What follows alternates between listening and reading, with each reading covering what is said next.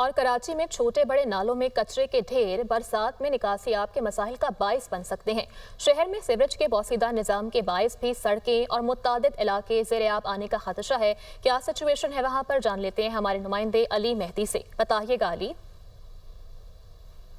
जी बिल्कुल, शहर में मुतवक्को बरसात के बावजूद नालों को साफ नहीं किया जा सका है। मुतल्लिका इदारों की गैर फालियत के बाइस छोटे बड़े नालों में कचरे के ढेर लगने के नतीजे में बरसात के दौरान निकासियाब के मसाइल पैदा होने का खदशा है। इस वक्त मैं अबू अस्वानी रोड पर मौजूद हूँ, जहाँ एक बड़े नाले में जा बजा कचरे के ढेर नजर आते हैं। उसके अतराफ में तजावजात भी मौजूद हैं, जिसकी वजह से इस मुकाम पर बरसात के दौरान निकासियाब के मसाइल पैदा होने का खदशा है। कैमरामैन खलील आदिल अगर आपको दिखा सके तो ये शहर का एक बड़ा नाला है जिसे निकासी आप के लिए इस्तेमाल होता है, लेकिन यहाँ पे बेजा जो जा बजा कचरे के ढेर नज़र आ रहे हैं और इंतजामी इदारों की जानिब से इस नाली की सफाई पर कोई तवज्जो नहीं दी जा रही है। तो इस तमाम तर सूरत हाल पर शहरी जो है तहफ़्फ़ुज़ात का और तशवीश का इज़हार कर रहे हैं और मुतल्लिका इदारों से बरसात से कबल मौसर पेशगी इंतजाम करने का मुतालबा कर रहे हैं।